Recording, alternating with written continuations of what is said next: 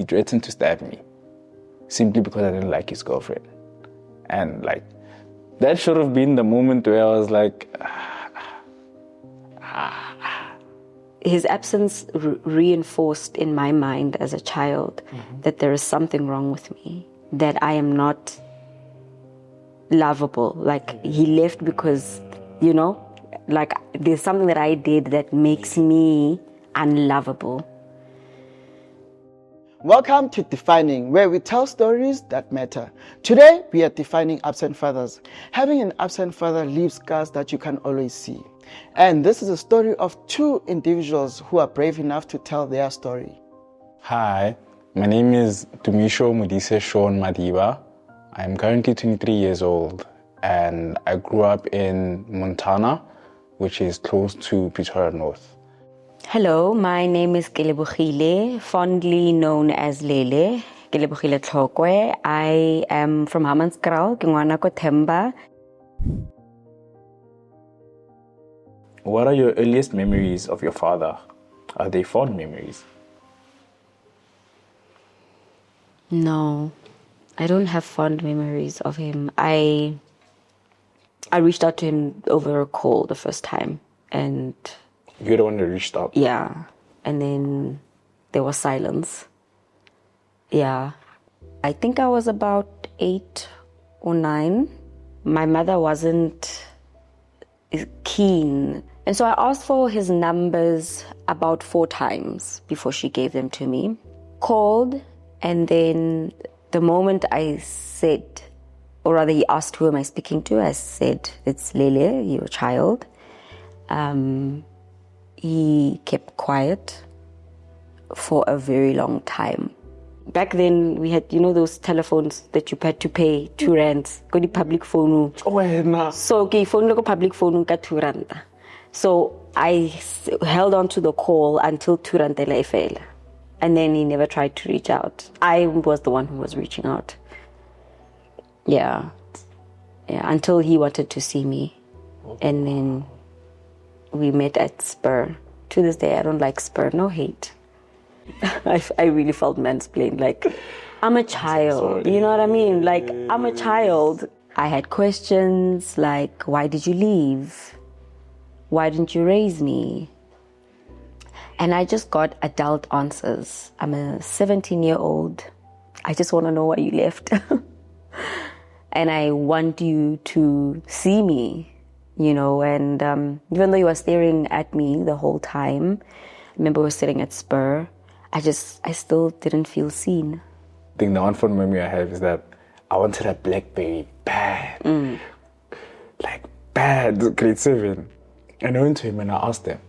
And he came back with the blue BlackBerry. And blue is my favorite color. Nice. But it's funny because like most of the fond memories or the good memories I would call them is like when he would allow me to do stuff I wasn't allowed to do. When I know my mom's gonna say no, I could go to him. When I was younger, obviously him and my mother had gotten married, and then we used to stay with just them. But then before I even went to primary school, they had already started the divorce. And obviously my mom went to her place and my dad moved back to my grandma's place. So whenever I was at my grandma's place growing up, my dad was always there up until like grade 4. Just one day I woke up and he was gone. The short years that he was present, he tried. Have you ever lied to protect his image and dignity? Wow. Numerous times. Fun fact, he taught me how to lie in grade 8. I'll never forget it. Yeah, tell us about it. I think I was in trouble at school. And he was like, listen, no matter what, you tell them that I don't know anything and you don't know anything about this. No matter what, don't admit you lied. Because once you admit you lied, they're no more going to believe any way that's going to come out. So you pick a story and you stick to it throughout the whole way. And just from there, lying became easier. Because this is my dad. The person is supposed to put me in line. And he made leeway for it. And he showed me how to do it. And from there onwards, when people would ask, like, it's even more than lying to other people about his flaws and whatnot. It would come to a point I would even lie to myself about the problems he had. As a child, I never paid it attention. Like I said, I would always look for the good in things. So when things tend to hurt me, I would sit back and I'd pretend like it didn't exist. The whole lying to myself had so much ripple effects. Because now I wouldn't just lie to myself about my father, I would lie to myself about other things. And eventually to come to a point where I was like, hey man, this isn't helping anyone. Lies don't bring anything good. So I sat with myself, and it was part of the healing journey where I had to be honest about who my father is. And even in high school, I was able to see that he may try to be a good father, but he's not a good person. I joke with my mom, and like, I see why you left that man. And I understand why Bella, my mom, had to move on. Have I ever lied to protect his image and dignity? I've never had the opportunity to decide between speaking ill and good of him. If I spoke about him, it was because I'm being asked and I'm answering. And a lot of the times I'm honest. I do feel, though, that when I was told by a lot of people, even sometimes his relatives, friends, even my aunt would tell me that he loves me. And I feel that that's a lie. I feel that that is a lie. That love is a doing word. Yeah. Most definitely. And I think it's also because I found out that he's got other kids. And when I was in varsity, some of his nieces, relatives, reached out to me. And one of them said to me, I can't believe that your dad is not present because he is a better father. I feel like I have a better relationship with him than I do with my own father. I cannot, it doesn't make sense. It really does not make sense. It doesn't make sense to me. How can I ask it? Your perception of love. Is that something that you had to go on a journey with? His absence reinforced in my mind as a child that there is something wrong with me, that I am not lovable. Like, he left because, like there's something that I did that makes me unlovable. My adult mind understands love, can see love. My grandparents loved each other. I have had positive, healthy love representations around me. My aunt and her husband, my aunt's friends. So I've seen healthy love couples. I've seen my friends being loved by their fathers. But at a very deep level, and the parts of, myself that had been on the healing journey, I did struggle a lot with loving myself. That makes sense. Like, I struggle to believe that there is nothing, I didn't do anything. It's not my fault. You still struggle with it to this day? No. Okay. No. I know that there's absolutely nothing wrong with me. I didn't do anything. Yes, go. He's on his own journey. I'm on my journey. Yes.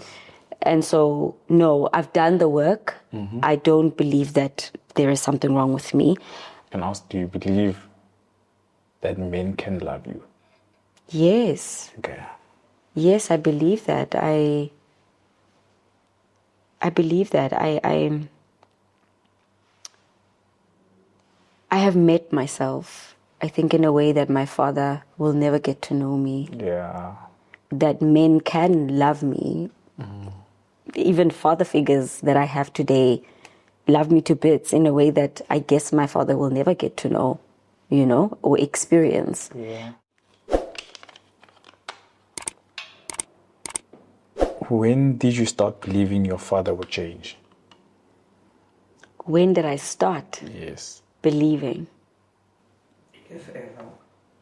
In fact, I started believing that he would never change. When I started doing therapy and being aware of this wound, of this void, instead of treating it like, it happened when I was a child, that's when I said, okay, I am just going to stop waiting. I'm going to stop waiting for him to come back because it's damaging me. If he comes, Just yeah, don't get ahead of yourself. No, I hear that. You? Well, as a child, I was a very optimistic child. So, like, as a child, I would always hope that, in my own dream, in the dream scenario, my dad comes back and he's a better man. My mom sees he's a better man and they get back together. And that was the reality that I always hoped for growing up. That I would hope that he would change. And every single time he came back, I would sit and there'd be small changes to behavior, which would make me feel like, oh no, he's actually changing this time. But then he would disappear again. Obviously, later as time proceeded, I found out that he had lost his job. And due to him losing his job, I guess it was his way of dealing with it was just to disappear. No one knew where he was. No one knew anything. And he would always come back, which would have me believe that he can change. Up until one day I had to be honest with myself and I had to look at the person he's been most of his life. I had to start being more observant and more honest with myself, because it also came with the part where I had to start being honest with myself about who he is. And that's where I saw the chances of this man changing is very, very little. Like, I don't believe he can change, but I still have hope that he will change one day. But I think it's to the point where even if he does change, it's going to have to take a lot for me to actually believe that he's actually changed. It hurt when I realized that the only reason that he started taking his children seriously, the only reason he started wanting to build a relationship with me was because his life flashed before his eyes. He almost nearly went to jail, and that forced him to take us seriously. And it really hurt, because why should it take such a monumental thing for you to actually start caring about your children? When last did you see your father? It was sometime this year. It was February. March. It was March this year when I decided that I don't want him in my life anymore. Did you tell him that this is the last time I'm seeing you, or did you just leave? I just left. I tried to have conversations with him prior, but every conversation would end in him saying, I'm the parent in here. You listen to what I say. All I want from you is a yes, and that's it. So when a person is like that, you can't necessarily have such conversation. It makes it very difficult. Sure, that's recent. For me, I was in high school. And that's almost, sure, it's 2025 now. That was 2010, 2009. So 16 years. That's a long time. Yeah. So I don't know what he looks like, you know? Apparently, I look like him, but I don't know what he looks like. I wouldn't point him unless I see a man who looks like me, I guess. I don't know. Where's my features? My small Chinese eyes, small nose. I don't know. But I don't know what he looks like. Yeah. So you could just pass him in the street. Yeah. Do you think he hasn't tried to reach out? Since the last time I saw him. He hasn't, though. Really? Because if he did, I would know.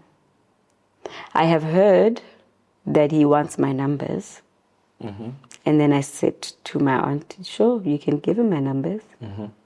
If anything, I ended up meeting up with one of his best friends because I wanted to sit down with him. But it was when I went through a very bad breakup. And I've never felt that way ever in my life. But being at my lowest mentally, emotionally, I felt like I wish I had a dad. Like, I felt like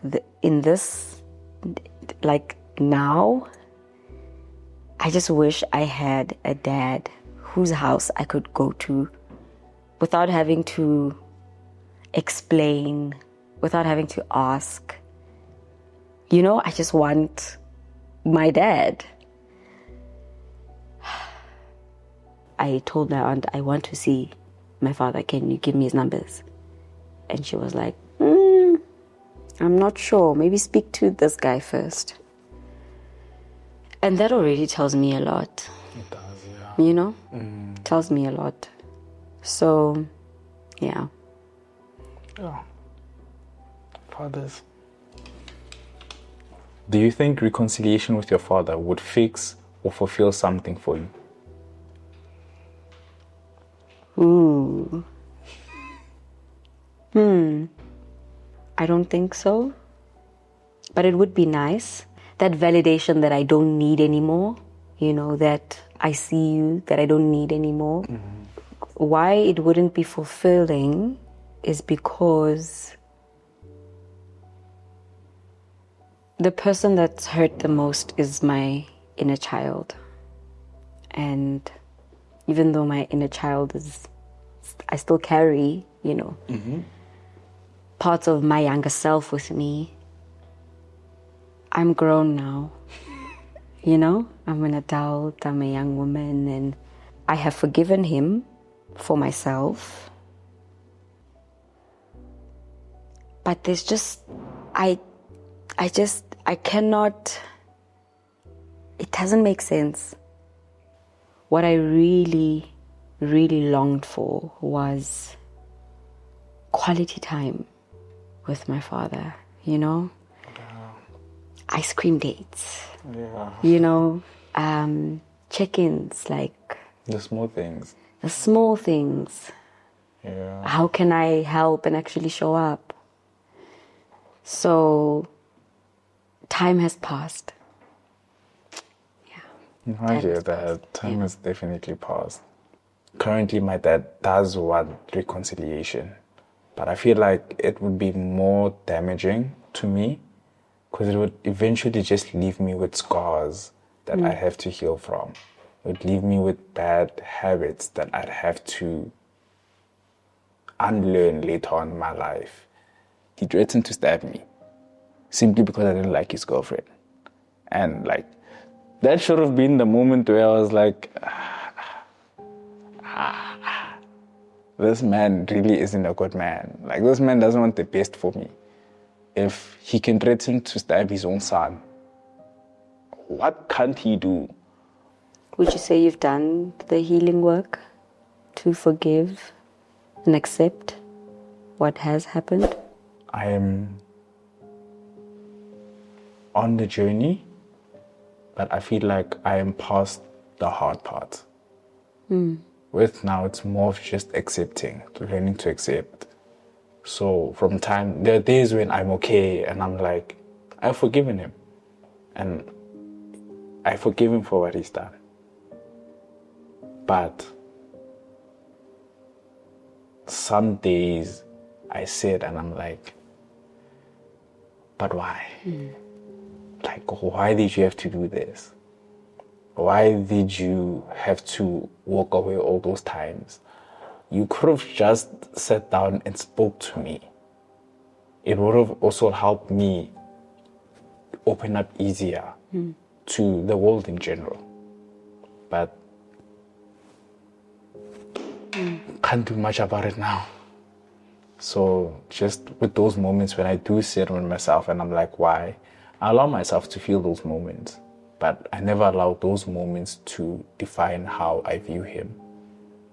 Because like I said, I try my best to view him as a person, to see the human in him. Before he's a father. Sure. At the end of the day, he might just be a big child who got hurt as a child and doesn't know how to deal with that hurt. So now he's angry at the world. Do you think you would have turned out differently if he had stayed? Yeah. I feel like it would have been completely different person. Good, better, or worse, I really don't know. But I feel as though having a constant male figure in the house would have helped with like my confidence issues. I would have had more confidence in knowing what a man is supposed to do. I would know going into a relationship, what should I do or how should I be? Whereas now I don't necessarily have an example. So at this current moment, it's just me freestyling and me doing what I've seen other men do.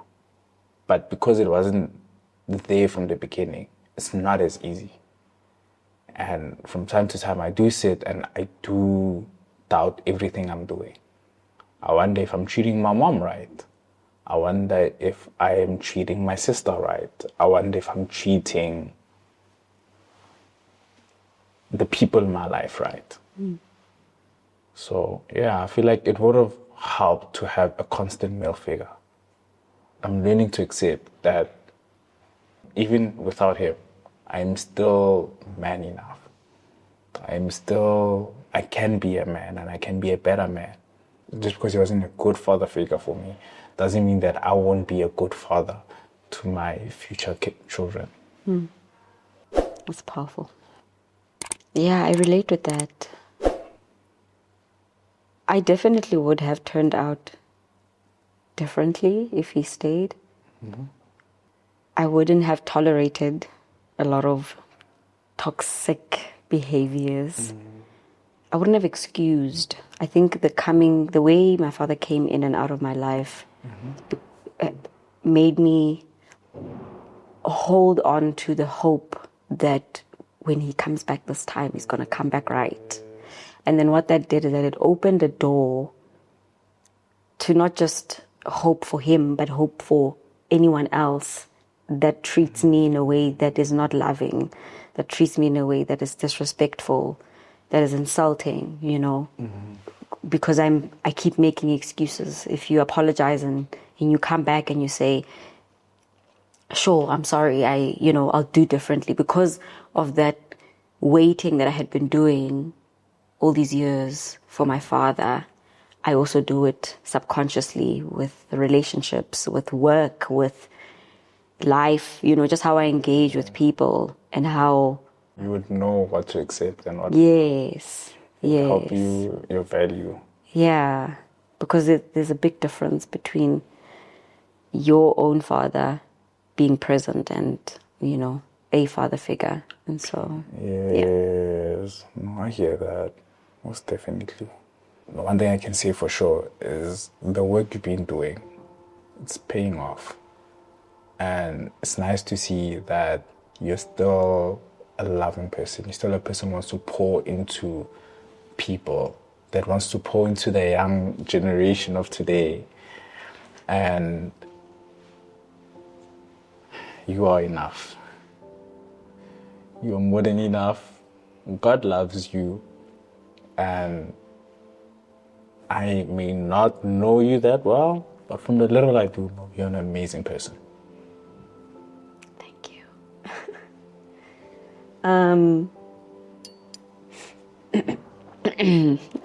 Thank you. What I would love to say to you is